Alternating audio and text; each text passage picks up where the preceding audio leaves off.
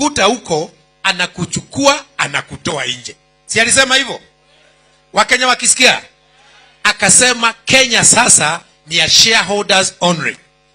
Na akaongeza ile ya kuuma zaidi ya kwamba wewe utakula ile ambayo itabaki. Shidwa kabisa. Sasa baada ya kusema hivyo, baba akasema kama ni hivyo, nilikuwa nimejua mmeiba, lakini sasa tutaulizana maswali.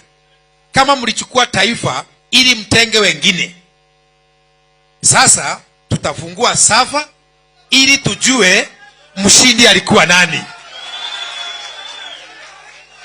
Na hapo ndipo story ya kufungua safa ilianza, ili tujue huyo shareholder wa ukweli ambaye anastahili kulalia wale wengine ni nani. Na kwa sababu baba alikuwa na mahesabu na alikuwa anajua ameibiwa, akasema ili tujue shareholder ni mgani, ili watu wengine waache kutengwa, lazima safa ifunguliwe. Na ndio sababu leo tuko hapa, kwa sababu tulisema tutazunguka Kenya tukiongea na non-shareholders, wale ambao hawana hisa, hawana uwezo, hawawezi kupia watoto wao kalo kwa sababu sio wana shareholders. Si ndio? Wakienda kwa hospitali, wengine wakienda Aga Khan, wao wanaenda Murang'a, wanakosa dawa, wakakufia nyumbani kwa sababu sio wana shareholders. Hawastahili kukula. Nao wanafikiria ati unga ya 150 ni ya bei ya chini sana kwa sababu sio wana shareholders. Wale walikuwa kazi mtaani kwa sababu sio wana shareholders. Wakae nyumbani waajiri wale kutoka kwa jamii zao. Hao wengine sio wana shareholders, wakae nyumbani. Wale wafanyi biashara huko town kwa sababu sio wana shareholders, waongezewe kodi. Ndio tunasema siku ya leo ni siku yenu. Sawa sawa?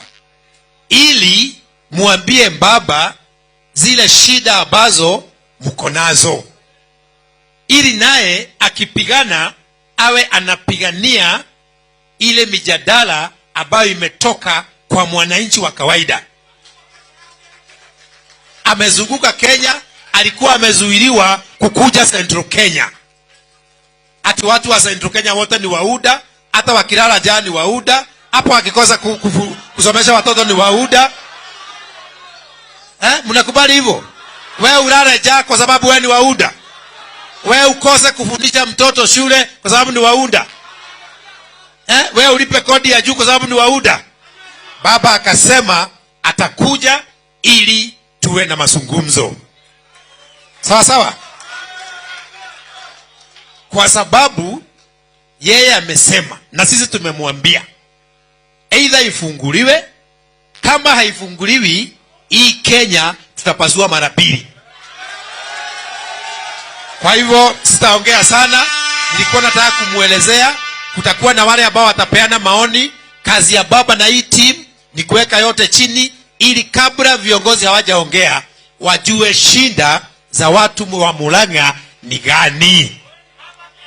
Sawa sawa? Kwa hivyo tumefungua uwanja. Kamau ndiye ataongoza.